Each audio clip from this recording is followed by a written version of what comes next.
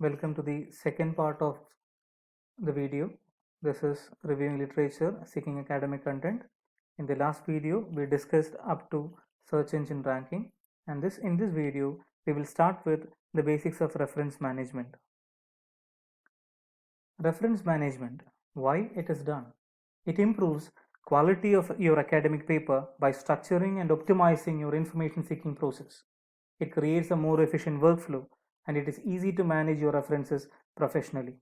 Examples: EndNote, RefWork, Zotero, Mentally. Zotero and Mentally are most common and we also recommend using the same. Be familiar with the platforms, with the tutorials, a great lot of tutorials available online. Now we go for search strategies which help you to keep focus on your topic and also making it easier to find relevant information and literature. Your strategy should be flexible in order to incorporate new insights or change in direction in between. You are expected to narrow down your search in terms of what type of literature, the need, the information, the area, subject or geographic, international perspectives, time period, language, methodological secondary or primary categories, reference articles, review articles, textbook like categories, or multidisciplinary databases or subject specific databases. Web of Science, Scopus, Google Scholar, these kind of databases search into multidisciplinary articles. What are the different search methods that you're going to use? Number 1, random search. Number 2, cited reference search. And number 3, building block search. We need all three. Let's go by one. Random search. This is the beginning point. Here we have to think, how far are you in your research process? How familiar are you with your field of research?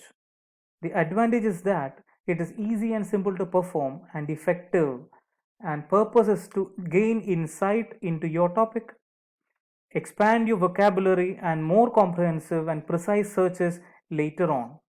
And the relevant information that you get from these searches are the terms which can narrow down the topic, and also the topic terminologies, the history of the topic, and also the paradigm shift happened in the topic.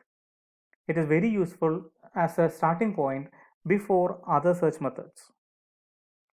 The cited reference search, which is the next level, allows one relevant article or a book to lead to another relevant references. Start with a key reference with your topic. How to find a key reference? We normally go for the most cited or the most relevant article in that particular area. Find that particular article. Then you can go for forward as well as backward referencing. Backward means you go for the references. Forward means you go for the citations. From this, you will get a clear idea of what kind of theory which have been developed and which are developing in that particular area. But we have some weakness. High number of citations does not always equal to high quality. The newer publications tend to have fewer publications, and some of the articles may be cited heavily but may be used as a general background reading only.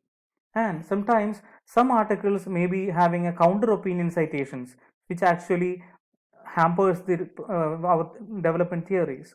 Then sometimes it may be self citations also. The counter arguments are very well and good provided you properly use it. Otherwise, you are not supposed to connect it in between the positives. And self citations might not be really useful if it is simply done by the authors to increase their citations. When you go for the third level, that is the building blocks, you have to understand the search techniques. The Boolean operators is always the number one, and or not. And means you are combining two different terminologies and you are limiting it to a very few area. For example, I want results from customer and satisfaction. Both the words should be there. Then I will not be getting pure customer studies. I will not be getting pure satisfaction studies. I will be getting only customer satisfaction studies.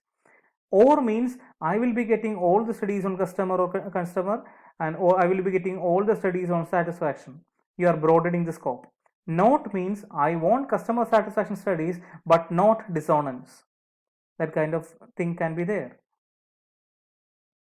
Search techniques continued. You can also use phrase searches in double quotes.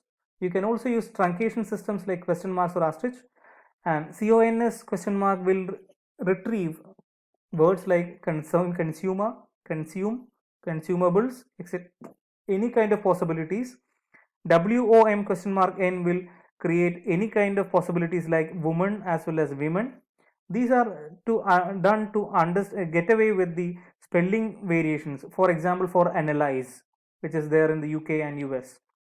The field search or subject area search can also be done in this fashion, provided the search engine permits it. And thesaurus search is also done to see that you can understand the broad term, the narrow term, and related term of your research area. Then only you can have that list of related words. You can also use the classification systems like DDC by library classification, etc., to find your article or your subject area in which classification it occurs. Now we go for the building block search. It is highly useful if your research topic is complex and consists of several subtopics or facets, and it provides you with precise and exhaustive results useful for capturing synonyms and related terms. But the principle here is not too many and not too few.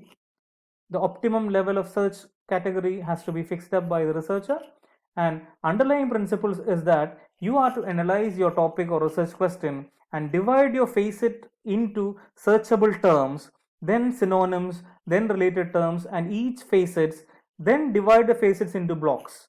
This is the structure. So customer or consumer, satisfaction or behavior. Like that, you can have different combinations.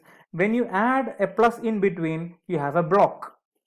This kind of blocks has to be developed, and this is how you generate a building block search. Remaining of the topic we shall discuss in the next video.